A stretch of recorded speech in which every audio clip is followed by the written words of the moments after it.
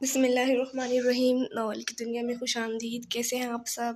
امید ہے کہ آپ سب خوش ہوں گے اور خیر خیریت سے ہوں گے۔ آج ہم جو ناول پڑھنے لگے ہیں یہ ایک کمپلیٹ ناول ہے اور اس کا نام ہے کہانی محبت کی۔ میں نے خود یہ ناول نہیں پڑھا، ساتھ ہی پڑھتے ہیں، دیکھتے ہیں کیسا ہے، لیکن ایک شارٹ ناول ہے تو اس لیے میں نے سوچا کہ آج کچھ ایسا ناول اپلوڈ کرتے ہیں جو ایک ہی ویڈیو میں ختم ہو جائے، اور اس کی رائٹر ہے فاطمہ شہزادی۔ تو چلے اب ہم سٹارٹ کرتے ہیں، لیکن سٹارٹ کرنے سے پہلے میں ایک بات بتاؤں آپ لوگوں کو۔ آپ لوگوں نے میرے ساتھ بہت غلط کیا، میرے 300 سبسکرائبر کمپلیٹ کر کے پھر سے وہ کم کر دیا یار۔ سبسکرائب کر کے انسبسکرائب کرنا یہ کیا بات ہوئی؟ پلیز یار چینل کو سبسکرائب بھی کر دیا کریں۔ چلے اب ہم سٹارٹ کرتے ہیں۔ اماں ابا بتا رہے تھے اس دفعہ تایا ابا کا بیٹا بھی آ رہا ہے ساتھ۔ نہ چاہتے ہوئے بھی پری کی زبان پسلی۔ آ تو رہا ہے، پر تیری چچی بتا رہی تھی وہ اب پہلے جیسا نہیں رہا، بڑا بدتمیز اور بدلحاظ ہو گیا ہے۔ رضوانہ کو تو جیسے بولنے کی وجہ مل گئی تھی۔ اچھا انہیں کیسے پتا؟ پری کے آلو چھیلتے ہاتھ رکے اور وہ اماں کی طرف مڑی۔ حسن اور ایک ہی یونیورسٹی میں پڑھتے ہیں نا، اسی نے بتایا ہے۔ بس کر اماں، مافیا چاچی کی باتوں کو تو رہنے ہی دے، وہ تو ہر دفعہ رامین کے بارے میں بھی یہی کہتی تھی، لیکن وہ تو ایسی بالکل بھی نہیں تھی۔ پری نے ماں کی یاد دہانی کی۔ اچھا چھوڑ تو ان سب باتوں کو اور جلدی سے آلو چھیل، وہ پنڈ پہنچنے ہی والے ہوں گے۔ رضوانہ کے کہنے پر پری کے ہاتھ ایک بار پھر آلو چھیلنے میں مصروف ہو گئے۔ رحمان، عدنان اور عرفان 3 بھائی تھے جو چشتیاں شہر کے ساتھ ایک چھوٹی سی بستی تاج پورہ میں رہتے تھے۔ سب سے بڑے رحمان کے 2 بچے تھے، ایک بیٹی اور ایک بیٹا۔ بیٹی کا نام رامین اور بیٹے کا نام اسفند تھا۔ دوسرے بھائی عدنان کی ایک ہی بیٹی تھی پریشے، جسے سب پیار سے پری بلاتے تھے، اور سب سے چھوٹے بھائی عرفان کا ایک ہی بیٹا تھا حسن، جو پڑھنے کے لیے کراچی گیا ہوا تھا۔ اپنے کسی دوست کے بلانے پر رحمان کاروبار کے لیے کراچی چلے گئے اور وہاں جا کر انہیں ایک کپڑے کی فیکٹری میں کام ملا۔ پھر قسمت نے پلٹی کھائی اور آج وہ اپنی خود کی رحمان ٹیکسٹائل کمپنی کے مالک تھے۔ چھوٹے دونوں بھائی کھیتی باڑی کیا کرتے تھے۔ کئی بار بھائیوں کو بھی بلانا چاہا مگر انہوں نے ہر بار منع کر دیا۔ تک ہار کر رحمان نے بھائیوں سے کہنا ہی چھوڑ دیا، بس کبھی کبھار ان سے ملنے آ جایا کرتے تھے۔ ان کی بیٹی رامین تو ہر بار ان کے ساتھ آتی، لیکن ان کا بیٹا آج 18 سال بعد پہلی دفعہ ان کے ساتھ گاؤں آ رہا تھا، وہ بھی رامین کے ضد کرنے پر۔ ہر طرف دسمبر کی سر شام ڈھلنے کو تیار تھی۔ سورج بھی اپنی آخری کرن چھپانے میں کامیاب ہوا تھا۔ پرندے اپنے اپنے گھروں کو جا رہے تھے۔ ہر طرف خاموشی اور سکون چھایا تھا۔ وہ جائے نماز پر اپنے دونوں ہاتھ پھیلائے بیٹی نہ جانے اپنے رب سے کیا مانگ رہی تھی جب زور سے دروازہ بجا۔ پری دعا ختم کر کے اٹھی اور جائے نماز ہاتھ میں لیے لپیٹتی ہوئی دروازے کی طرف بڑھی۔ اس نے اپنا لرزتا ہاتھ آگے بڑھا کر لکڑی سے بنا بڑا سا دروازہ کھولا۔ سامنے کھڑا وہ ورزشی وجود یقین اسفن کا ہی تھا۔ چوڑی چھاتی، دراز قد، ہلکی بڑی داڑھی، مونچھ سائیڈ پف، کٹے گنے سیاہ بال، آنکھوں پر لگے بڑے بڑے گوگل، سیاہ پینٹ کوٹ میں ملبوس وہ کسی کہانی کا شہزادہ لگ رہا تھا۔ آنکھوں سے چشمہ اتارنے پر پتہ چلا کہ اس کی آنکھیں گہری سبز رنگ کی تھی۔ اب وہ اپنی دونوں نظریں سامنے کھڑی اس لڑکی پر جمائے سے گور رہا تھا۔ ہلکے گلابی رنگ کی کھلی شلوار قمیض پہنے، ہم رنگ دوپٹے کے حجاب میں لپٹا خوبصورت تیکھے نقوش والا چہرہ، کرمچی آنکھیں، ہاتھ میں لپیٹی ہوئی جائے نماز پکڑے وہ آنکھیں پاڑے حیرت سے اسے دیکھ رہی تھی۔ ہائے پریشے، کیسی ہو؟ رامین اچانک پری کے گلے لگی۔ میں ٹھیک ہوں، تم کیسی ہو؟ میں بھی ٹھیک۔ اس سے ملو، یہ اسفند ہے۔ رامین نے ساتھ کھڑے اسفند کی طرف اشارہ کیا جو ابھی تک پری کو گور رہا تھا۔ السلام علیکم، پری نے سر جھکائے آہستہ آواز میں کہا۔ ہائے اسفند، اور آپ؟ اسفند نے پری کی طرف ہاتھ بڑھاتے پوچھا، جس پر پری کی نظروں نے حیرت سے اسے دیکھا۔ اف او اسفند، شرم کرو تھوڑی بہت، ہر جگہ مذاق۔ اسفند کی حرکت پر رامین نے اسے ڈپتا۔ ارے میں مذاق تھوڑی کر رہا ہوں، میں تو اپنا انٹروڈکشن کروا رہا تھا بس، اسفند نے اطمینان سے کہا۔ اچھا اب راستہ چھوڑو، باقی کی باتیں اندر جا کر لینا۔ پیچھے سے آتے تایا کی آواز سن کر پری نے فوراً سلام کیا۔ السلام علیکم تایا جی۔ وعلیکم السلام بیٹا۔ تایا نے آگے بڑھ کر پری کے سر پر پیار اور شفقت بھرا ہاتھ رکھا۔ ارے تائی کو بھول گئی، بس تایا یاد ہے۔ ساتھ کھڑی تائی نے شکوہ کرتے ہوئے آگے بڑھ کر پری کو گلے لگایا۔ اسفند بیٹا تم گاڑی سے سامان لے آؤ ذرا۔ جی بابا۔ باپ کے حکم کی تعمیل کرتے ہوئے اسفند سامان لینے گاڑی کی طرف مڑ گیا اور باقی سب اندر چلے گئے۔ 3 بڑے بڑے کمرے، ایک عدد کچن اور واش روم کے ساتھ بنا چھوٹا سا کمرہ، کھلا اور صاف ستھرا صحن جس کے وسط میں پیپل کا درخت تھا، جس کے نیچے خرگوشوں کی بل تھی اور درخت کے ساتھ لٹکتا جھولا جس سے وہ بچپن میں جھولا کرتا تھا، اور شاید پری تو ابھی تک جھولتی ہو، اگرچہ گھر کچا مگر کھلا اور صاف ستھرا تھا، بالکل ویسا ہی جیسا وہ بچپن میں چھوڑ کر گیا تھا۔ اس بڑے اور کھلے کمرے میں سب کے بستر لگائے گئے تھے، جہاں اب رات کا کھانا کھانے کے بعد سب اپنے اپنے بستر میں بیٹھے گپے لڑا رہے تھے، سوائے اسفن کے۔ وہ جب سے کمرے میں آیا تھا موبائل میں مصروف تھا۔ دن کو عرفان چچا اور مافیا چچی بھی آئے تھے ان سے ملنے، مگر اب اپنے گھر چلے گئے تھے۔ ان کا گھر ساتھ ہی تھا، بس ایک دیوار تھی درمیان میں۔ اسی طرح رحمان جب بھی آتے انہیں کے گھر رکتے، دن کو سب اکٹھے ہوتے اور رات کو چچا لوگ اپنے گھر چلے جایا کرتے۔ ماما مجھے الگ کمرہ چاہیے سونے کے لیے، پلیز مجھے تھوڑی پرائیویسی چاہیے، اسفن نے منہ بناتے کہا۔ اسفن کی بات پر سب خاموش ہو کر اسے دیکھنے لگے۔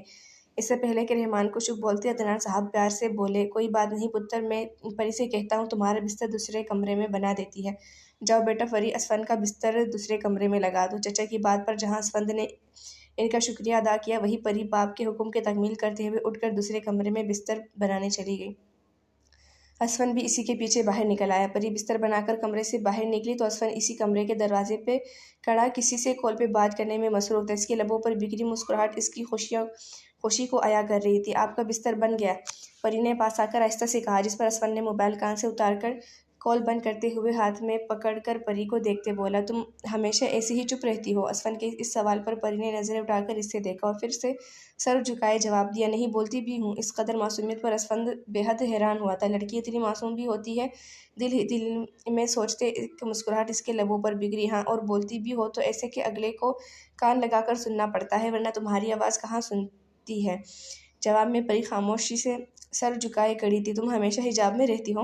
اسفن سوال پہ سوال کیے جا رہا تھا اور پری اپنی دھڑکنوں کو بے مشکل سنبھالے سر جھکائے کھڑی تھی۔ جی، پری نے مختصر سا جواب دیا۔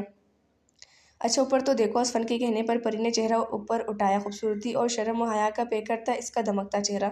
اسفن کو لگا اگر وہ کچھ دیر اور اس کی آنکھوں میں دیکھے گا تو حواس کھو دے گا، اس لیے فوراً سر جھٹکتے سنبھلا۔ تھینک یو، وہ کہہ کر رکا نہیں، بڑے بڑے قدم اٹھاتا کمرے میں چلا گیا۔ پری اپنی بڑھتی دھڑکنوں کو سنبھالتی واپس اپنے کمرے میں چلی گئی۔ ابھی تو دل میں ہلکی سی خلش محسوس ہوئی ہے، بہت ممکن ہے جلد اس کا محبت نام ہو جائے۔ رات کے 4 بج رہے تھے۔ وہ اپنے کمرے سے باہر نکل کر واش روم کی طرف گیا، جب نظر سامنے بیٹھے وجود پر پڑی۔ چھوٹی مگر جکڑے کمرے تک آتے ہلکے میرون کلر کے گھنے بال وہ واش روم کے ساتھ بنے کمرے پر کرے پر بیٹھی وضو کر رہی تھی۔ پری وضو کر کے اٹھی اور مڑنے کے بعد اپنے پیچھے کھڑے اسفن کو دیکھ کر گرتے گرتے سنبھلی۔ ایک بار پھر اس کی دھڑکنیں بڑھنے لگی۔ دوپٹہ اس کے سر سے اتر کر زمین پر جا گرا تھا۔ بھیگا چہرہ لیے آستین کے ہنھیوں تک موڑے وہ بنا دوپٹے کے سہمی ہوئی اس کے سامنے کھڑی تھی۔ دسمبر کی سرد رات کی ایک سرد لہر پری کے وجود میں دوڑ گئی۔ اسفن بنا پلک جھپکے اسے دیکھے جا رہا تھا، جس کا چہرہ رات کی اس ہلکی نیلی سیاہی میں بھی چمک رہا تھا۔ پھر نیچے جھک کر اس کا دوپٹہ اٹھایا اور اسے پھیلا کر اپنے ہاتھوں سے اس کے سر پر اوڑھا۔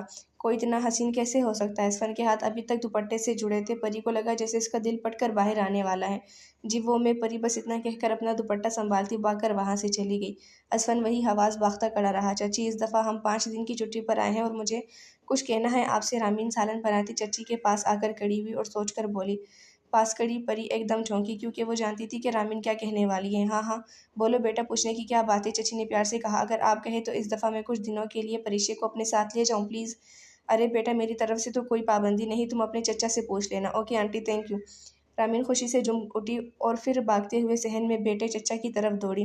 واو، چاچو نے اجازت دے دی ہے پری، اب اس دفعہ تم بھی ہمارے ساتھ جا رہے ہو کراچی؟ رامین بھاگ کر پری کے گلے سے آن لگی اور پری کو لگا جیسے اس کے پاؤں تلے زمین کھینچ لی ہو کسی نے۔ جس شخص کو کچھ لمحوں کے لیے دیکھنا اس کی دھڑکنوں کو بے ترتیب کر دیا کرتا تھا، اس کے ساتھ ایک ہی گھر میں رہنا مشکل ہی نہیں ناممکن لگ رہا تھا۔ او کیا ہو گیا ہے پری، تم رو کیوں رہی ہو؟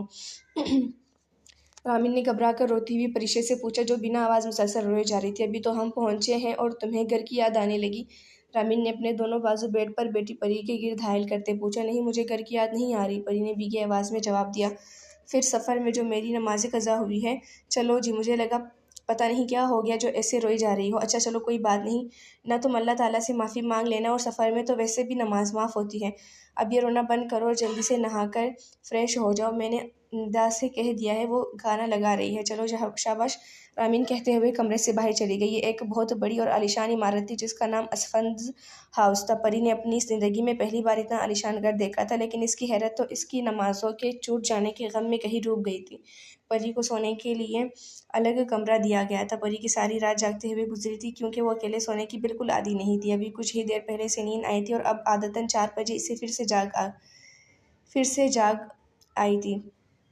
بڑی بڑی سفید پینٹ میں رنگی دیواریں، چھت پر کی گئی عمدہ سیلنگ، فرش پر بچھا میرون کلر کا قالین، ڈبل بیڈ کے ساتھ بڑا خوبصورت سا سنگار میز اور اس کے ساتھ کھلتا اٹیچ واش روم کا دروازہ، سامنے دیوار پر لگا وہ سیاہ رنگ کا بڑا سا وال کلاک جس پر صبح کے 4 بج رہے تھے۔ وہ سائڈ لیمپ آن کرتی اٹھی اور اپنا دوپٹہ اٹھا کر وضو کرنے واش روم چلی گئی۔ تہجد پڑھنے کے بعد اب جائے نماز پر بیٹھی، اپنا دامن پھیلائے، اب وہ اپنے رب سے مخاطب نہ جانے کیا مانگ رہی تھی۔ باہر دروازے سے کان لگائے کھڑا اسفند اس کی اس نعت کا انتظار کر رہا تھا جو وہ ہمیشہ تہجد کے بعد پڑھا کرتی تھی۔ گاؤں میں ایک دفعہ جب رات کی خاموشی میں اس نے پری کی آواز سنی تو اس کے بعد وہ ہر روز اسی وقت اس کے اس نعت کا انتظار کیا کرتا تھا۔ آج بھی وہی کر رہا تھا۔ ہر وقت تصور میں مدینے کی گلی ہو اور یاد محمد صلی اللہ علیہ وسلم کی میرے دل میں بسی ہو۔ پری کی آواز نے اسفند کے اندر تک سکون اتار دیا تھا اور اب وہ آنکھیں بند کیے پورے دھیان سے اس کی آواز کو سن رہا تھا۔ تم آج ہمارے ساتھ یوں نہیں چلو گی پری؟ اس وقت سب کھانے کی میز پر بیٹھے ناشتہ کر رہے تھے جب رامین نے پوچھا۔ نہیں، وہاں لڑکے بھی ہوں گے اور میں تو اب آیا کرتی ہوں نا، پری نے اطمینان سے جواب دیا۔ پلیز نا یار، سوری رامین، لیکن میں نہیں جا سکتی۔ ارے بیٹا، آپ اسے فورس مت کرو، اسے کہیں باہر لے جانا اور وہاں اپنے دوستوں سے ملوا لینا۔ رحمان کا لہجہ پیار بھرا تھا۔ بابا ٹھیک کہہ رہے ہیں رامین، اگر وہ نہیں جانا چاہتی تو تم اسے فورس مت کرو۔ اب کی بار یہ پرسکون آواز اسفند کی تھی۔ اوکے چلو ٹھیک ہے پری، لیکن تم تیار رہنا، ہم شام کو کہیں باہر چلیں گے کھانا کھانے۔ ٹھیک ہے پری نے اپنے مخصوص انداز میں آہستہ سے جواب دیا۔ پری کو کراچی آئے آج پورے 12 دن ہو چکے تھے۔ رامین کے یوں نہیں جانے کے بعد وہ سارا دن طائی کے ساتھ رہتی اور جب رامین واپس آتی تو وہ دونوں گھومنے کے لیے باہر جایا کرتی۔ رامین اسے ہی جاتی جبکہ پری سے عبایا پہنا کرتی۔ پری کوشش کرتی کہ اس کا سامنا اسفند سے کم ہی ہو، پھر بھی وہ کبھی سامنے آ جاتا تو فوراً وہاں سے چلی جاتی۔ آج عطایہ اور طائی ان کے کسی دوست کے ہاں کھانے پہ گئے تھے۔ رامین کے ایگزامز ہو رہے تھے تو وہ بھی چھٹی نہ کر سکی۔ اسفند بھی یوں نہیں تھا، گھر پر صرف پری اور ندا ملازمہ تھی۔ ندا اسے چائے کا کہہ کر پری اپنے کمرے میں چلی آئی۔ وہ کمرے کی بالکنی میں کھڑی باہر کا منظر دیکھ رہی تھی جب ندا نے دروازے پر دستک دی۔ آ جاؤ میڈم جی، یہ آپ کی چائے۔ شکریہ۔ پری نے چائے کا کپ ٹرے سے اٹھاتے ندا کا شکریہ ادا کیا، جس پر ندا ہلکی سی مسکراہٹ چہرے پر سجائے واپس چلی گئی۔ چائے کے چھوٹے چھوٹے گھونٹ اپنے اندر اتارتی وہ پھر سے باہر کا منظر دیکھنے لگی۔ اگرچہ کراچی میں اس کے گاؤں کی نسبت اتنی ٹھنڈ نہ تھی، پھر بھی ہر طرف بکھری سنہری دھوپ روح کو سکون بخش رہی تھی۔ گارڈن میں لگے درخت قدرت کی خوبصورتی میں اضافہ کر رہے تھے۔ پری پوری طرح سے خیالوں میں ڈوبی تھی جب اچانک سے دروازہ کھلنے پر چونکی اور چائے کا کپ اس کے پاؤں پر جا گرا۔ درد کی ایک کرہ اس کی زبان سے نکلنے والی تھی جب نظر سامنے کھڑے حسن پر پڑی۔ درمیانہ قد، گرے آنکھیں، clean Shiv black tea shirt سے ابھرتے مسلز۔ او شٹ، ایم سوری یار، میں تمہیں سرپرائز دینا چاہتا تھا۔ وہ بھاگتا ہوا اس کے پاس آ کر اس کا جلا پاؤں دیکھتے بولا جو اب لال ہو رہا تھا۔ پری جو اب نیچے بیٹھی اپنے دوپٹے سے اپنا پاؤں صاف کر رہی تھی، حسن کی بات سن کر اٹھی اور آہستہ سے کہا، کوئی بات نہیں۔ اسے لگ رہا تھا جیسے اس کا پاؤں کسی نے جلتی بٹی میں ڈال دیا ہو۔ اسے بے حد تکلیف ہو رہی تھی۔ حسن اسے بازو سے پکڑ کر بیڈ تک لایا۔ اچھا تم مجھے بتاؤ فرسٹ ایڈ باکس کہاں ہے؟ مجھے نہیں پتا، حد ہے یار، رکو میں خود ہی دیکھتا ہوں۔ اسے بیڈ پر بٹھا کر حسن بیڈ کی سائڈ ڈرار چیک کرنے لگا۔ ماما لوگ آئے نہیں ابھی تک؟ اسفند نے گرنے کے سے انداز میں صوفے پر بیٹھتے ندا سے پوچھا۔ نہیں وہ تو نہیں آئے ابھی تک، حسن میاں آئے ہیں۔ اچھا وہ کب آیا؟ ابھی تھوڑی دیر پہلے۔ کہاں ہیں جی؟ وہ اوپر پری بی بی کے کمرے میں گئے ہیں کیا؟ اسفند بھاگتے ہوئے تیزی سے سیڑھیاں پلانگتا اوپر آیا اور پری کے کمرے میں پہنچا جہاں حسن زمین پر بیٹھا بیڈ پر بیٹھی پری کے پاؤں پر ٹیوب لگا رہا تھا۔ دونوں ہنستے مسکراتے باتیں کر رہے تھے۔ ان کا ہنسنا مسکرانا اسفند کے تن بدن کو آگ لگا گیا تھا۔ ہائے اسفند کیسے ہو؟ حسن دروازے میں کھڑے اسفند کو دیکھ کر اٹھتے ہوئے آگے بڑھا۔ اسفند کو دیکھ کر پری کی مسکراہٹ غائب ہو گئی۔ اسفند نے ایک نظر بیڈ پر بیٹھی پری پر ڈالی۔ خوبصورت کڑھائی والے پیلے رنگ کا جوڑا سر سے سرک کر کمر کو آتا، دوپٹہ، بکھرے گیلے بال، ایک ہی نظر میں نہ جانے کتنی بار وہ اسفند کے دل میں اتری تھی۔ دفعہ ہو جاؤ بے غیرت انسان، تم آج یوں اس لیے نہیں آئی کیونکہ تمہیں اکیلے میں یہاں آنا تھا؟ غصے سے غراتے ہوئے اسفند نے ایک زوردار تھپڑ حسن کے منہ پر دے مارا۔ حسن نے اپنی گال پر ہاتھ رکھتے اپنے لبوں کو اس کے کانوں کے قریب کیا اور سرگوشی نما آواز میں بولا، میرے نکاح میں ہے وہ، میں جو چاہوں کر سکتا ہوں اس کے ساتھ، اور رہی تمہاری بات تو تمہیں تو میں ذرا کل یونی میں دیکھ لوں گا۔ غصے سے کہتا وہ لمبے لمبے ڈگ بڑھتا وہاں سے چلا گیا، لیکن اس کے کہے الفاظ اسفن کی سماعت میں ابھی تک گونج رہے تھے اور اسے اس کی جگہ مجمد کر دیا تھا۔ وہ بڑی مشکل سے اپنے وجود کو گھسیٹتا بیڈ پر بیٹھی پری تک لایا، جس کی نظریں جھکی تھیں اور دوپٹہ سر پر لیا ہوا تھا۔ وہ گھٹنوں کے بل اس کے سامنے بیٹھا۔ میری طرف دیکھو پری، اسفن کی آنکھیں اور آواز دونوں نم تھی۔ پری نے نظریں اٹھائے، ایک آنسو اسفن کی آنکھ سے ٹوٹ کر اس کے رخسار پر بکھرا تھا۔ تم حسن کے اسفن کے الفاظ لبوں پر دم توڑ گئے۔ جواب میں پری خاموش رہی، لیکن اس کی آنکھوں کی نمی اسفن کو سب بتا گئی تھی۔ وہ اٹھا اور اپنے لرزتے وجود کو سنبھالتا وہاں سے چلا گیا۔ پری نے تو کتنے دنوں میں آج یہ بات محسوس کی تھی کہ اسفن کو دیکھتے ہی اس کی دھڑکنوں کی تیز ہونے کی وجہ ڈر نہیں محبت تھی، لیکن وہ اس سے کہتی بھی تو کیا، وہ تو بنا کچھ کہے بنا کچھ سنے ہی وہاں سے چلا گیا۔ نہ جانے وہ کیا پوچھنا چاہ رہا تھا۔ کتنی ہی دیر سے پری صوفے پر بیٹھی سوالوں کی الجھنوں میں پھنسی تھی۔ جب رامین کمرے میں آئی، ہیلو پریشے، کہاں کیسا گزرا دن آج اکیلے ہم ٹھیک؟ کیا وہ پری کچھ ہوا ہے؟ پری کے چہرے کی اداسی سے پریشان کر گئی۔ کچھ نہیں، کچھ تو ہوا ہے۔ نہیں، بس ایسے ہی گھر والوں کی یاد آ رہی تھی۔ پری نے آنکھ سے نکلتا آنسو صاف کرتے جھوٹ بولا۔ اچھا تم پریشان نہ ہو، میرے ایگزامز ختم ہونے والے ہیں، پھر میں اور اسفن تمہیں چھوڑ آئیں گے۔ اسفن کے نام سے یاد آیا، اسفن نہیں آیا گھر؟ پتہ نہیں، اسفن کے نام پر پری کا دل ایسے دھڑکتا تھا مانو نکل کر باہر آن گرے گا۔ اوکے تم ریلیکس ہو جاؤ، میں آتی ہوں۔ رامین پری کا کندھا تھپتھپا کر وہاں سے چلی گئی۔ کس قدر معصوم ہے وہ، جو حسن کی اصلیت نہیں جانتی، اور میں کس قدر بیوقوف اور کم بخت انسان ہوں۔ میں محبت ہوئی بھی تو اس سے جو کسی اور کے نکاح میں ہے۔ جو بھی ہو، میں اس کی محبت کو اپنے دل سے نہیں نکال سکتا، اور جہاں تک ممکن ہوا اسے حاصل کر کے رہوں گا۔ کس قدر خود غرض ہو جاتا ہے انسان محبت میں، اور وہ نہ جانے مجھ سے محبت کرتی بھی ہے کہ نہیں۔ وہ کرے یا نہ کرے، میں تو کرتا ہوں نا، اور میں اسے اس بات کا یقین دلا کے رہوں گا۔ گہری سوچوں میں ڈوبا اسفن کندھا تپائے جانے پر چونکا۔ کہاں گم ہے یار، کتنی دیر سے تجھے بلا رہا ہوں۔ احمد پاس بیٹھتے حیرت سے اسے دیکھنے لگا۔ ایک بات تو بتاؤ یار، اسفن ہی اپنی سوچوں کو جھٹکتا سیدھا ہوا۔ ہاں پوچھ۔ سرد رات کی تاریکی میں وہ دونوں اس وقت سمندر کے کنارے ریت پر بیٹھے تھے۔ سمندر کی لہروں سے اٹھتی سرد ہوائیں اسفن کو اندر تک جما رہی تھی، لیکن اسے کہاں فکر تھی۔ اگر ہمیں کوئی چیز پسند آ جائے تو کیا ہمیں اسے حاصل کرنے کی کوشش کرنی چاہیے؟ ہاں بالکل، اور اگر وہ کسی اور کی ہو تو اس جیسی دوسری چیز لے لو۔ دوسروں کی چیز چننا اچھی بات نہیں، اور اگر ایسی جیسی اور ہو ہی نہ تو کیا بہکی بہکی باتیں کر رہا ہے یار۔ احمد چڑھ کر بولا، چھوڑ ان باتوں کو، اور یہ دیکھ تیرا دوست تیرے لیے کیا لایا ہے۔ احمد نے شاپر سے 2 کانچ کی بوتلیں نکالی۔ اوہ یہی تو ہے ہمارے دکھ درد کی ساتھی، آئی لو اٹ۔ شراب کو دیکھ کر اسفن کی رال ٹپکنے لگی۔ یار میں نے جب اس کی تصویر دیکھی تھی رامین کے موبائل میں، تبھی اس پہ دل ہار بیٹھا تھا۔ شراب کے نشے میں اسفن بنا کچھ سوچے سمجھے بولتا چلا گیا، میں اتنی دور صرف اس کے لیے گیا رامین سے کہہ کر یہاں سے اپنے ساتھ لایا۔ اس سے بے پناہ محبت ہے مجھے، اور مجھے آج پتہ چلا کہ وہ حسن کے نکاح میں ہے۔ اگر میں اسے کسی اور کا ہوتے کیسے دیکھ سکتا ہوں یار محبت، ناز، نخرے، ستانا، لانا بنانا سر آنکھوں پہ، مگر خدارا محبتوں میں شامل کوئی تیسرا نہ ہو۔ واہ واہ کیا بات ہے صاحب، چونک گئے آپ۔ احمد بھی شراب کے نشے میں اسفن کے سنائے شعر کی تعریف کرنے لگا۔ میں مر جاؤں گا اس کے بغیر یار۔ اسفن کے زوردار چیخ سمندر کی لہروں سے ٹکرا کر فضا میں گونجی تھی۔ اسفن گھر نہیں آیا ابھی تک؟ کانا کھاتے رحمان نے فکر مندی سے پوچھا۔ نہیں بابا، شاید اپنے کسی دوست کے پاس ہو، رامین نے نوالا چباتے جواب دیا۔ نہیں صاحب، دن کو اسفند میاں آئے تھے، پھر پتہ نہیں انہیں کیا ہوا، غصے سے آگ بگولا ہوتے ہوئے باہر نکل گئے۔ میں نے خود دیکھا جی انہیں، ان کی آنکھوں میں آنسو اور غصہ دونوں تھے جی۔ ندا نے ہاتھ کا اشارہ کرتے منظر کھینچا۔ او خدایا، اب پتہ نہیں یہ پاگل لڑکا کہاں چلا گیا۔ تائی نے اپنا سر پکڑتے کہا۔ آپ پریشان نہ ہو ماما، اپنے کسی دوست کے ہاں گیا ہوگا، آ جائے گا ابھی۔ رامین نے ماں کو تسلی دینا چاہی۔ پریشے سے مزید وہاں بیٹھنا مشکل ہو رہا تھا۔ اس نے ٹھیک سے کھانا بھی نہیں کھایا اور نیند کا بہانہ کر کے وہاں سے اٹھ کر اپنے کمرے میں آ گئی۔ نوافل ادا کرنے کے بعد وہ اپنا سر سجدے میں جھکائے روتے ہوئے اپنے رب سے دعا مانگ رہی تھی۔ اللہ، آپ نے آج تک میری کوئی دعا رد نہیں کی۔ اسفن جہاں بھی ہو اسے اپنے حفظ و امان میں رکھنا۔ حسن نے نہ جانے اسے ایسا کیا کہہ دیا ہے، وہ تب سے گھر نہیں آیا۔ یا اللہ، آپ کی یہ گناہ گار بندی کسی اور کے رشتے میں ہوتے ہوئے بھی اسفن سے بے پناہ محبت کر بیٹھی ہے۔ آج تک میری آپ سے واحد دعا صرف مدینہ تک دیکھنے تک کی تھی، لیکن آج میں آپ سے اپنے محبوب کی سلامتی مانگ رہی ہوں، اسے ہمیشہ اپنے حفظ و امان میں رکھنا۔ آنسو موتیوں کی طرح اس کی آنکھوں سے ٹوٹ کر جائے-نماز بھگو رہے تھے۔ نہ جانے پھر وہ کتنی ہی دیر یوں ہی سجدے میں جھکی اپنی رب سے دعائیں مانگ رہی تھی۔ دوپہر کے 3 بج رہے تھے اور اسفن ابھی تک گھر نہیں آیا تھا۔ اس کا نمبر بھی بن جا رہا تھا۔ گھر میں سب بہت پریشان تھے۔ اس کے سب دوستوں کو بھی کال کی رحمان نے، مگر کسی کو کچھ پتہ نہیں اس کے بارے میں۔ سب لاؤنج میں منہ لٹکائے بیٹھے تھے۔ کیا ہوا؟ آپ سب کو لاؤنج میں داخل ہوتا اسفن ان سب کو ایسے بیٹھا دیکھ کر حیرانی سے بولا۔ رضیہ نے آگے بڑھ کر بیٹے کو گلے لگایا تو ممتا کو سکون ملا۔ پوچھو ذرا اس سے رات بھر کہاں تھا یہ؟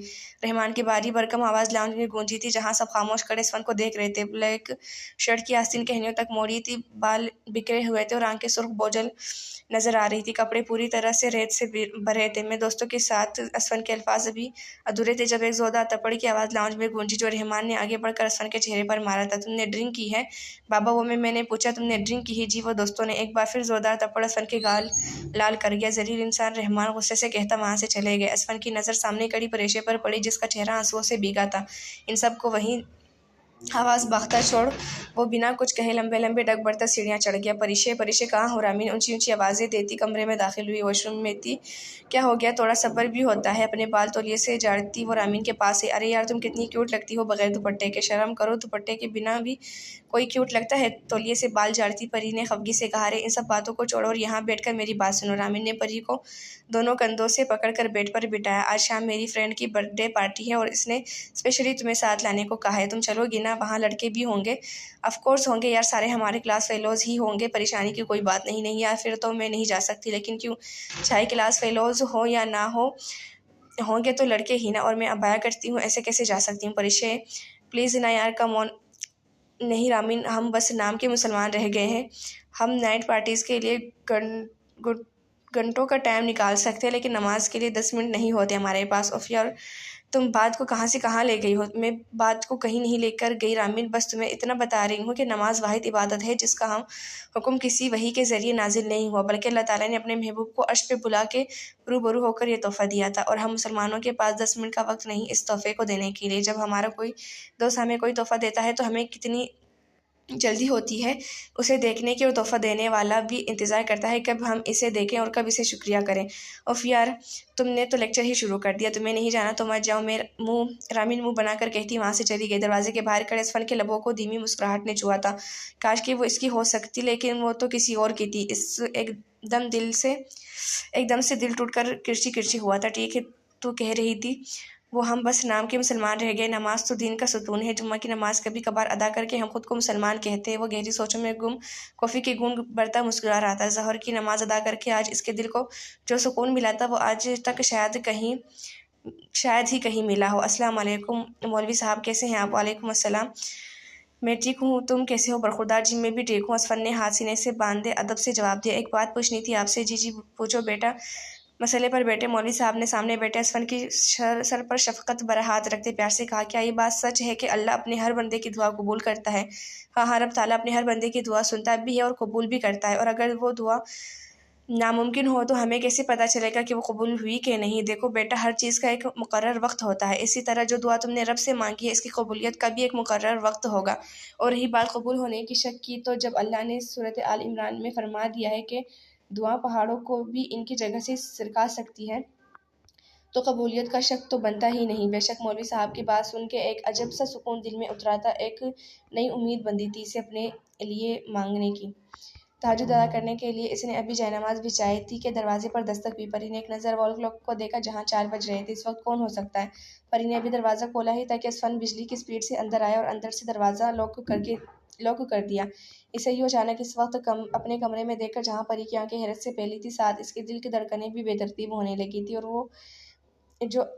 اور وہ وجود اپنی جگہ ساکت ہو گیا۔ سیاہ رنگ کا کرتا پاجامہ پہنے، چہرے پہ مسکراہٹ سجائے وہ اس وقت اس کے سامنے کھڑا تھا۔ پری نے بھی سیاہ رنگ کی شلوار قمیض کے ساتھ ہم رنگ دوپٹے کا حجاب کر رکھا تھا۔ اس نے آج پہلی بار اسفن کو کرتا پاجامہ میں دیکھا تھا۔ سوری، مجھے اس وقت تمہارے کمرے میں نہیں آنا چاہیے تھا، لیکن میں یہاں تمہارے ساتھ تہجد پڑھنے آیا ہوں۔ کیا تم مجھے بتا سکتی ہو تہجد کیسے پڑھتے ہیں؟ وہ بولے جا رہا تھا اور پری اپنی جگہ ساکت کھڑی اس کی باتیں سمجھنے کی کوشش کر رہی تھی۔ پری میں تم سے بات کر رہا ہوں۔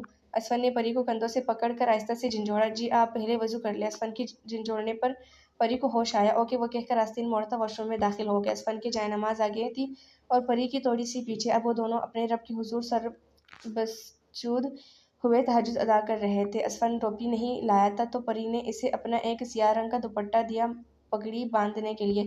دونوں نے نماز ادا کرنے کے بعد دعا مانگی اور پھر جائے نماز لپیٹ کر اپنی جگہ سے اٹھے۔ پری تمہیں ایک بات بتاؤں؟ وہ دونوں اس وقت ایک دوسرے کے سامنے کھڑے تھے۔ پری کا دوپٹہ ابھی تک اسفن کے سر پر بندھا تھا۔ جی، پری نے نظریں جھکاتے آہستہ سے کہا، میں نے آج زندگی میں پہلی بار تہجد کی نماز ادا کی ہے، اور دوسری نماز تو کبھی پڑھی ہی نہیں، جمعہ کی نماز بھی کبھی کبھار پڑھ لیا کرتا تھا۔ لیکن آج اس جائے پر بیٹے اپنے رب سے وعدہ کیا ہے کہ آج کے بعد کبھی کوئی نماز نہیں چھوڑوں گا، اور پتہ ہے اس کی وجہ کون ہے؟ پری نے سر اٹھاتے ہوئے نفی میں سر ہلایا۔ تم ہو اس کی وجہ۔ پری چپ چاپ اپنی جگہ ساکت کر اس کی باتیں سن رہی تھی۔ میں جانتا ہوں مجھے تم سے ایسے بات نہیں کرنی چاہیے، تم اس وقت کسی کے نکاح میں ہو، لیکن اسفند کے الفاظ ادھورے تھے جب پری حیرت زدہ ہو کر بولی، میں کس کے نکاح میں ہوں؟ تمہارا اور حسن کا نکاح، ہمارا نکاح نہیں ہوا، صرف منگنی ہوئی ہے، اور اس دن بھی میں اس سے ہنس کر بات اس لیے کر رہی تھی کیونکہ ہم بچپن سے اکٹھے رہے ہیں۔ پریشا کی باتوں نے اسفند کے دل میں ایک عجیب سی خوشی بھر دی تھی۔ اس نے ابھی اپنے رب سے دعا مانگی اور اس کے رب نے اسے عطا کر دیا۔ لیکن یہ آپ سے کس نے کہا کہ میرا حسن سے نکاح ہو چکا ہے؟ وہ سب چھوڑو، تم اور میری ایک بات غور سے سنو۔ اسفند نے اسے کندھوں سے پکڑ کر بیڈ پر بٹھایا اور خود وہیں نیچے اس کے گھٹنوں پہ ہاتھ رکھے بیٹھ گیا۔ کیا تہجد میں مانگی دعا واقعی اتنا اثر رکھتی ہے کہ واقعی تہجد میں مانگی دعا اتنی جلدی قبول ہو جاتی ہے؟ اسفند نے پری کے آنکھوں میں دیکھتے کہا۔ سرد رات کی تاریکی میں باوضو بیٹے وہ دونوں آج اپنی محبت کا اقرار کر رہے تھے۔ ہر طرف خاموشی تھی، بس ایک ہی آواز تھی جو مسلسل گونج رہی تھی، اور وہ آواز ان کی دھڑکنوں کی تھی۔ جی، کیونکہ تہجد اللہ کی لاڈلی عبادت ہے، اور تہجد پڑھنے والا اس پر لاڈ گیا تو وہ اپنے لاڈلے کی دعا کیسے روک سکتا ہے، رد کر سکتا ہے؟ اس کے ہاتھوں کا لمس اپنے گھٹنوں پہ محسوس کرتے پری کا جسم کانپنے لگا، سانسیں اکڑنے لگی۔ لیکن ہمارے ہاں منگنی کو نکاح کا درجہ دیا جاتا ہے، جہاں ایک بار کر دی جائے پھر مکرا نہیں جاتا۔ پری نے مشکل سے اپنے الفاظ مکمل کیے۔ میں اب تمہیں لوگوں سے نہیں مانگوں گا، میں تو اب تمہیں اپنے خدا سے مانگوں گا، اور میں آج ابھی اور اسی وقت سے تمہیں اپنی زوجہ قبول کرتا ہوں، قبول کرتا ہوں، قبول کرتا ہوں۔ اس کی آنکھیں اس کی مخلص محبت کی گواہی دے رہی تھی۔ سیاہ رنگ کا کرتا پاجامہ پہنے، سر پہ سیاہ پگڑی کیے وہ دلہا ہی لگ رہا تھا، پریشے کا دلہا۔ اور ہاں، آج سے تہجد میں روز تمہارے ساتھ ہی پڑھوں گا، دروازہ کھلا رکھنا۔ چہرے پہ مسکراہٹ سجائے وہ اٹھا اور وہاں سے چلا گیا۔ ایک آنسو پری کی آنکھ سے نکلا اور رخسار پہ پھسلتا چلا گیا۔ اس کے جاتے ہی پری نے دوبارہ جائے نماز بچھائے اور شکرانے کے نوافل ادا کیے۔ آج اسے اس کی محبت حاصل ہوئی تھی۔ سب ایک ساتھ بیٹھے ناشتہ کر رہے تھے جب اسفند بھی آ کر کرسی گھسیٹتا ساتھ بیٹھ گیا۔ اسفند کو دیکھ کر رحمان نے ہاتھ میں پکڑنے والا واپس پلیٹ پر رکھا اور اٹھ گئے۔ ابھی وہ جانے کے لیے مڑے ہی تھے جب اسفند تیزی سے اٹھ کر ان کے گھٹنے پکڑ کر ان کے پاؤں میں آ بیٹھا۔ سب ناشتہ چھوڑ کر لڑکے پہاڑ اس منظر کو دیکھنے لگے۔ مجھے معاف کر دیں بابا، میں آپ سے وعدہ کرتا ہوں آئندہ کبھی ڈرنک نہیں کروں گا، اور اب تو میں نے نماز بھی شروع کر دی ہے۔ بیٹے کی نماز والی بات سن کر رحمان نے اسے کندھوں سے پکڑ کر اٹھایا اور سینے سے لگا لیا۔ تم تو میری ساری زندگی کی جمع پونجی ہو، دوبارہ سے کبھی قدموں میں نہ بیٹھنا میرے۔ رحمان کی آنکھیں نم ہونے لگی تھی۔ آئی لو یو بابا، لو یو ٹو بیٹا، چلو اب ناشتہ کرو، شاباش۔ نہیں، آپ بھی ساتھ کریں ناشتہ۔ اوکے میرے شہزادے، جیسے تم کہو۔ باپ بیٹے کا پیار دیکھ کر سب کی آنکھیں نم ہو گئی، چہرے پہ مسکراہٹ بکھر گئی۔ اسفند ہنس کر نیچے بابا بلا رہے ہیں، رامین آواز دیتی کمرے میں آئی تو کمرہ خالی تھا۔ پتہ نہیں کہاں چلا گیا یہ لڑکا۔ وہ دروازے کی طرف مڑی جب اس کی نظر بیڈ پر پڑے اس سیاہ دوپٹے پر پڑی۔ یہ دوپٹہ تو پریشے کا ہے، لیکن یہ یہاں کیسے آیا؟ دوپٹہ ہاتھ میں پکڑے وہ لٹ سی گئی۔ پریشے ٹیرس پر رکھے جھولے پر بیٹھی کتاب پڑھنے میں مصروف تھی۔ اسفند کی انگلیوں کے پوروں نے ابھی اس کے کندھوں کو چھوا ہی تھا کہ کرنٹ کی ایک لہر اس کے پورے وجود میں دوڑ گئی اور وہ چونک کر مڑی۔ کیا ہوا؟ ڈرا دیا آپ نے مجھے؟ اچھا، تم ڈرتی بھی ہو؟ وہ آج بھی ہمیشہ کی طرح نیلی جینس کے ساتھ چیک شرٹ میں ملبوس تھا۔ پریشا نے سرخ رنگ کا سادہ سا جوڑا پہنا تھا اور ساتھ ہم رنگ دوپٹے کا حجاب کیا تھا۔ اسفند بھی اس کے ساتھ جھولے پر آ کر بیٹھا تو وہ ایک دم وہاں سے اٹھ کر کچھ فاصلے پر جا کھڑی ہوئی۔ کیا ہوا؟ کچھ نہیں، ہمیں ایسے ایک ساتھ نہیں بیٹھنا چاہیے، پریشا نے گردن جھکا کر آہستہ سے کہا۔ اس قدر معصومیت پر اسفند کو اس پر بے حد پیار آیا۔ اچھا کوئی بات نہیں، ایک دن اسی طرح سرخ اور اسی جوڑے میں بیٹھ کر تم میرا انتظار کرو گی انشاءاللہ، پھر تو کوئی مسئلہ نہیں ہوگا نا ساتھ بیٹھنے میں؟ اسفند کی بات پر پری کا چہرہ شرم سے لال ہونے لگا۔ اور وہ دن بہت جلد آئے گا پری، آئے گا نہیں آ گیا ہے۔ رامین کی آواز سن کر دونوں نے چونک کر پیچھے کھڑی رامین کو دیکھا۔ آئیں نیچے، بابا بلا رہے ہیں آپ کو، وہ کہہ کر رکی نہیں۔ جی بابا، آپ نے بلایا؟ ہاں میں نے بلایا ہے بیٹا تمہیں، تمہارے چچا کا فون آیا ہے، انہوں نے پریشا اور حسن کی شادی کے دن رکھ دیے ہیں، تم پریشا کو لے جاؤ، میرے کچھ میٹنگز ہیں، تو ہم لوگ بعد میں آ جائیں گے۔ رحمان نے جہاں اسفند کے سر پہ دھماکہ کیا تھا وہیں پیچھے کھڑی پریشا کی بھی اوزان خطا ہوئے تھے۔ لیکن بابا، اسے اچانک اسفند بوکھلا گیا تھا۔ اچانک کہاں بیٹا؟ ان کی منگنی تو کافی عرصے کی ہو چکی ہے، بس اب نکاح کا فرض ادا کرنا چاہتے ہیں وہ۔ اسفند کے پاس الفاظ ختم ہو چکے تھے، بولنے کو دل خون کے آنسو رونے لگا تھا۔ اللہ تعالیٰ، آپ میرے ساتھ ایسا کیسے کر سکتے ہیں؟ پہلے عطا کیا اور پھر واپس لے لیا، لیکن وہ بھول گیا تھا کہ اس پاک پروردگار کی ذات تو عطا کرنے والی ہے۔ نماز تعبیر ادا کرنے کے بعد اب دونوں جائے نماز پر ایک دوسرے کی طرف رخ کیے بیٹھے تھے۔ پریشا کا چہرہ آنسوؤں سے بھیگا تھا تو اسفند کی آنکھوں میں بھی نمی تھی۔ پری کے آنسو پوچھنے کے لیے اسفند نے اپنا ہاتھ آگے بڑھایا، مگر وہ پھر واپس کھینچ لیا۔ تم پریشان نہ ہو پریشا، مجھے رب کی ذات پر پورا یقین ہے، میں نے اس سے ہمارا حلال رشتہ مانگا ہے اور اس کی ذات تو عطا کرنے والی ہے، وہ دے کر چھینتا نہیں۔ میں وہاں جا کر بات کروں گا چچا سے، وہ مان جائیں گے۔ تم کس گمان میں ہو اسفند؟ عشق، محبت، وعدے، قسمیں سب ختم ہو جاتا ہے جب باپ کو کہتا ہے میری بیٹی میرا مان نہیں توڑے گی۔ پریشے کا ایک ایک لفظ آنسوؤں میں بھیگا۔ اسفند کے پاس جواب میں خاموشی کے سوا کچھ نہ تھا۔ کتنی دیر ہوئے سے بیٹے ایک دوسرے کو دیکھتے رہے۔ یہ مہندی کا فنکشن تھا۔ اپنی آنکھوں کے سامنے اسفند نے اس کے ہاتھوں پہ کسی اور کے نام کی مہندی سجتی دیکھی تھی۔ یہ کیسا امتحان ہے میرے مالک اللہ! میں اپنی مخلص اور حلال محبت کے لیے بھی کچھ نہ کر سکا۔ حسن نے نہ جانے کتنی بار اسے اس بات کا احساس دلا کر اس کا دل جلایا تھا۔ پریشے کا دل مرجھا گیا تھا۔ ہر طرف تاریکی چھائی تھی۔ زندگی میں اب اندھیرا چاندنی ہوتا۔ اسفند نے کوئی فنکشن اٹینڈ نہیں کیا تھا۔ گھر میں رش ہونے کی وجہ سے اس کا پریشے سے ملنا بھی ناممکن تھا۔ آج بارات تھی۔ اسفند چھت پہ جائے نماز بچھائے تہجد ادا کرنے کے بعد اپنے رب کے حضور سر مسجود ہوئے آنکھوں کے پانی سے سجدے کی جگہ بھگو رہا تھا۔ کیا مرد واقعی ایک عورت کے لیے رو سکتا ہے؟ ہاں بالکل، جب اس کی محبت مخلص اور حلال ہو۔ یا اللہ میرے گناہوں کی اتنی بڑی سزا، اتنا بڑا امتحان۔ یا میرے مالک تو غفور و رحیم ہے، تو دلوں کے راز جانتا ہے، تو بن مانگے عطا کرتا ہے۔ یا میرے مالک تجھے تیری خدائی کا واسطہ مجھے میری محبت کا محرم بنا دے۔ یا رب تجھے تیرے محبوب کا واسطہ مجھے میرے محبوب سے ملا دے۔ یا اللہ تو دن کو رات اور رات کو دن میں بدلنے پر قادر ہے۔ اے یوسف کو کنویں سے نکال کر مصر کا بادشاہ بنانے والے، اے یونس کو مچھلی کے پیٹ میں زندہ رکھنے والے، اے محبوب کو عرش پہ بلانے والے، اے عیسیٰ کو زندہ آسمانوں پر اٹھانے والے، مجھے میرے محبوب کا محرم بنا دے۔ تو نہیں تو کار ہے دعا پہاڑوں کو ان کی جگہ سے سرکا سکتی ہے۔ میرے رب اس گنہگار کی دعا اپنی بارگاہ رسالت میں قبول منظور فرما۔ وہ دعا کے بعد سجدے سے اٹھا تو اس کا چہرہ اور جائے نماز دونوں بھیگے ہوئے تھے۔ ایک ہاتھ اس کے کندھے پر آیا تو وہ چونک کر مڑا۔ وہ رانی تھی جو آنکھوں میں نمی لیے گھٹنوں کے بل اس کے پیچھے بیٹھی تھی۔ آج بارات ہے اس کی، تمہیں اب بھی لگتا ہے وہ تمہاری ہو جائے گی؟ میری محبت مخلص اور حلال ہے رانینا، مجھے اس پر پروردگار کی ذات پہ پورا یقین ہے۔ آنکھوں میں نمی اور چہرے پہ مسکراہٹ اور دل میں اترتا سکون، یہ وہ وہاں سے اٹھا۔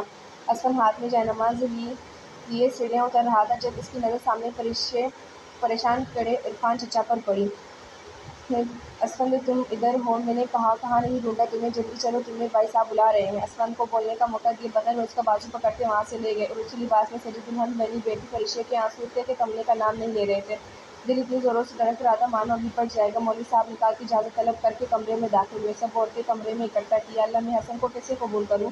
یہ تو منافقت ہوتی اور گناہ بھی کہ میں حسن کے نکاح میں ہوتے ہوئے اسفند سے محبت کروں۔ یا اللہ اپنی اس گنہگار بندی کی مشکل آسان کر۔ پریشے کا دل بند ہو چکا تھا۔ پریشے عدنان بنت محمد عدنان کے آپ کو نواب زادہ اسفند ولد محمد رحمان الحقیقت مہر 50 لاکھ روپیہ سکہ راجل الوقت نکاح قبول ہے۔ اسفند کا نام سن کر پریشے کا مرجھایا دل ایک دم کھل اٹھا ہو، جیسے کسی پھول کو لمبی خزاں کے بعد بہار نصیب ہوئی ہو۔ اسے لگا آج خدا نے اس کی بہت نزدیک سے سنی۔ اسفند کا نام سن کر جہاں پریشے خوشی سے پھولے نہ سما رہی تھی، وہیں باقی عورتیں حیرت سے آنکھیں پھیلائے سوایہ نظروں سے ایک دوسرے کو دیکھ رہی تھیں۔ قبول ہے، قبول ہے، قبول ہے۔ انتظار ختم ہوا تو اور زندگی میں بہار پھر سے چاہنے لگی تھی۔